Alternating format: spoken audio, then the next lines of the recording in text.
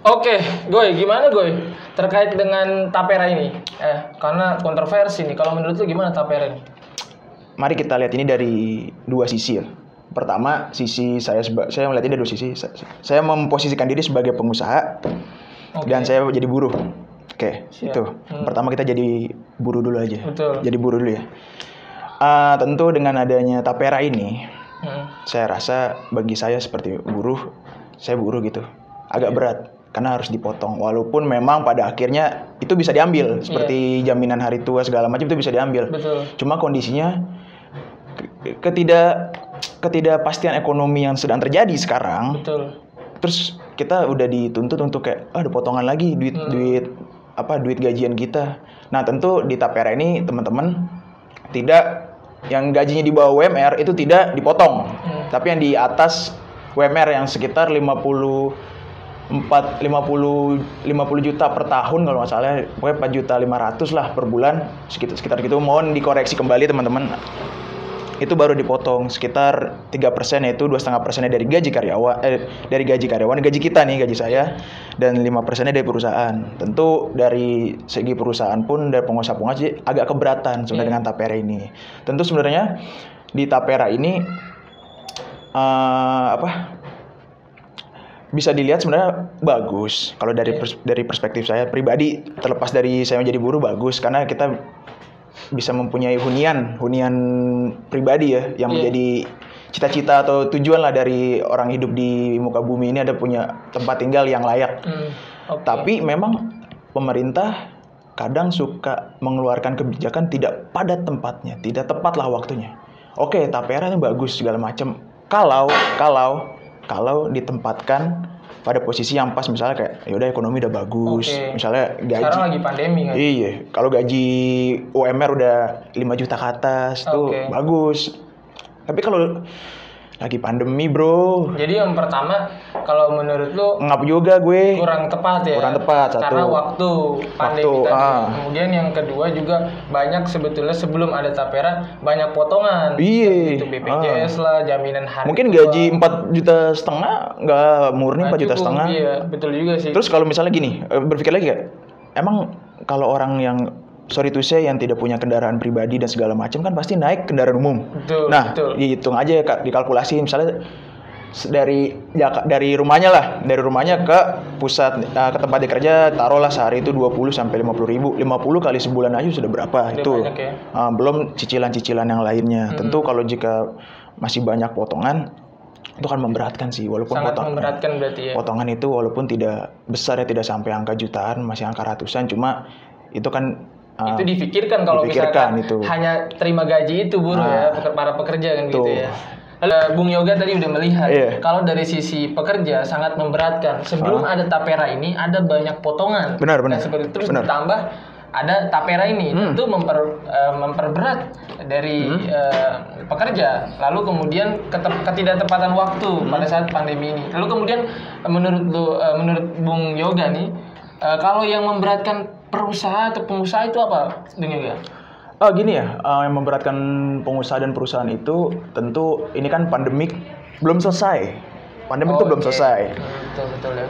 Ya otomatis kalau saya dari perspektif bisnis, saya nyari modal dulu lah gitu untuk bayar karyawan nih. Karena habis pandemik ada yang gajinya dipotong, dirumahkan segala macam. Mungkin teman-teman sebenarnya kalau yang mau tahu tapera itu apa, sebenarnya tapera itu bertujuan untuk menghimpun dan menyediakan dana murah jangka panjang yang berkelanjutan untuk pembiayaan perumahan dalam rangka memenuhi kebutuhan rumah yang layak dan terjangkau bagi peserta itu. Mungkin kalau bisa lebih lengkapnya dicari di websitenya. Jadi tadi kalau menurut Bung Yoga, kondisi pandemi ini para pengusaha juga kena dampaknya, kan begitu ya? Tidak ada yang nggak kena masalah sekarang. Betul, jadi memberatkan juga.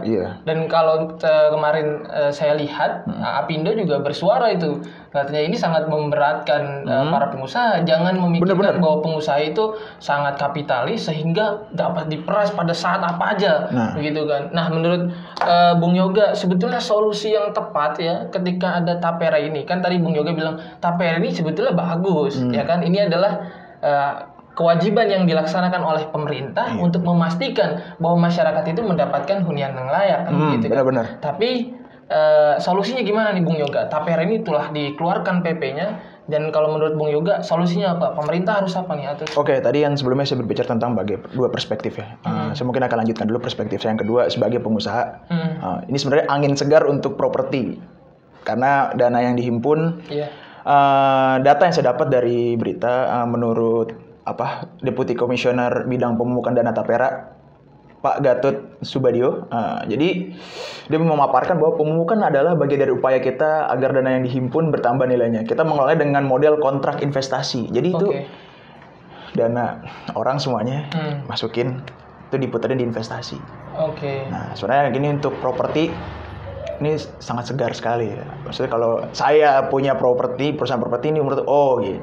Nah, kalau menurut Bung Yoga segar banget nih. Apakah ini tidak menjadi jiwasraya kedua? Ada potensi jiwasraya kedua? Karena kan ini tadi Bung Yoga katakan bahwa ada kemungkinan untuk diinvestasikan dana yang terkumpulkan dari Tapera ini. Menurut Bung Yoga gimana?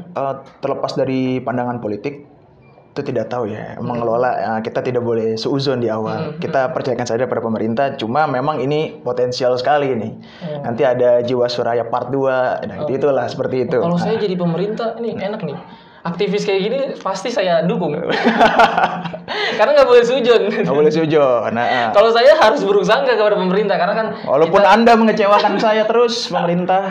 Gini Bang Yoga, kan kita tahu nih bahwa kasus banyak terjadi pada saat pembangunan ya, baik itu pembangunan properti, ya kan, infrastruktur dan lain sebagainya. Nah, di dalam pembangunan Tapera ini, apakah pengawasan pada saat implementasi ini bisa dijamin ya, dan kita percaya? Bagaimana pengawasannya nanti, Bung Yoga? Saya kembali kepada pernyataan Deputi Komisioner aja, karena dia yang lebih berpengalaman daripada saya. Karena kan saya sebagai korban yang nanti akan dipotong uangnya sekitar 2,5%. Ini ada jadi uang itu dikumpulkan untuk kontrak investasi ya. Mungkin akan dikembangkan di investasi yang saham-sahamnya blue chip, saham-sahamnya bagus lah. Jika kalau taruh mungkin taruh di deposito. Sebenarnya ini adalah kayak pemerintah tuh ngumpulin modal. Yang modal itu dinaikkan lah nilainya dengan cara seperti itu. Nah, untuk pengawasan segala macam, kembali lagi saya tidak mau suzon. Pemerintah lebih mengerti, dan saya hanya sebagai pengawas dari pemerintah. Tapi kalau begini Bung Yoga ya, saya juga punya opini terhadap Tapera ini. Tentu tadi Bung Yoga katakan bahwa pengawasan ini pun perlu diperhatikan. Bagaimana nanti pada saat implementasi kan. Karena ini kan dana rakyat ya. Betul sekali kan, dana yang sangat besar dan punya kasus banyak di Indonesia. Potensialnya 60 triliun bro. Betul sekali. Jiwasraya yang belum selesai, dan itu sangat banyak kerugian masyarakat yang dialami. Ya, dan modus operandinya sama ya, dari satu kasus dengan kasus yang lain. Permainannya itu saja. Lalu kemudian berarti pengawasan yang harus diperhatikan. Lalu kemudian kemudian ya, menurut saya yang paling penting juga adalah program Tapera ini apakah tidak tumpang tindih dengan pelaksanaan pengembangan dana jaminan sosial ya, yang dikeluarkan peraturan pemerintah nomor 55 tahun 2016 ya, yang menjelaskan bahwa untuk menjamin penyediaan rumah bagi peserta BPJS, penggunaan BPJS ini dapat digunakan sebesar 35%, ya, 35%. Jadi peserta BPJS pun, dana BPJS yang dikumpulkan itu bisa digunakan untuk membangun rumah, untuk membangun rumah. Nah, ini yang menurut saya harus dijelaskan juga oleh pemerintah di dalam PP Tapera ini. Apakah nanti ada dua pembangunan secara bersamaan ya, dana yang digunakan dari BPJS dan dana yang dikumpulkan oleh Tapera. Nah, ini menurut saya ada ketidakpastian juga. Lalu kemudian yang penting juga kita harus bahas adalah dalam Undang-Undang Ketenagakerjaan kita tahu bahwa pekerja itu ada klasifikasi. Ada pekerja ya, ada pekerja warga negara Indonesia, ya kan begitu. Ada pekerja asing, ya kan. Nah, pekerja asing ini apakah masuk dalam program Tapera ini? Itu yang penting seharusnya pemerintah jelaskan juga di dalam PP tentang tapera ini, ya kan? Harus dijelaskan apakah pekerja asing ini memang diikut sertakan secara serta-merta, secara otomatis dalam tapera ini, ya kan?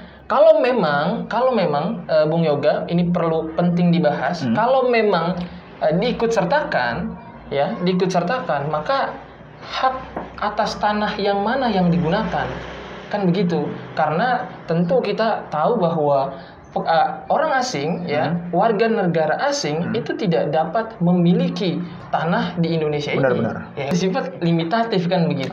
Nah, kalau menurut saya ini harus dijelaskan apakah pekerja asing ini dapat diikut sertakan, dan apabila dapat diikut sertakan harus jelas juga hak atas tanah yang mana yang digunakan dalam pembangunan tapera khusus bagi pekerja asing. Karena setahu saya dalam hukum agraria, orang asing atau warga negara asing dapat membangun rumah dengan hak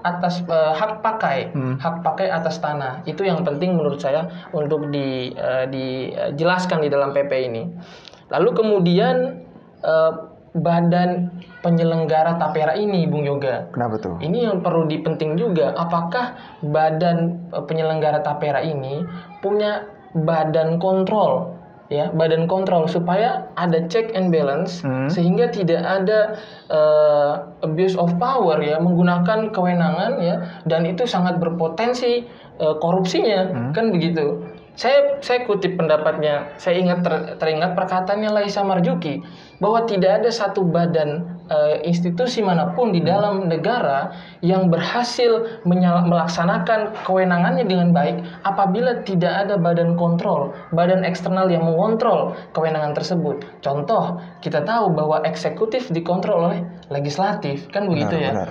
Seluruh pelaksanaan undang-undang dikontrol oleh legislatif. Nah, sekarang yang menjadi pertanyaannya adalah dalam penyelenggaraan tapera ini, siapa yang mewatch, siapa yang mengkontrol dari pelaksanaan ini? Ini yang penting harus dilihat dan harus dijabarkan oleh pemerintah di dalam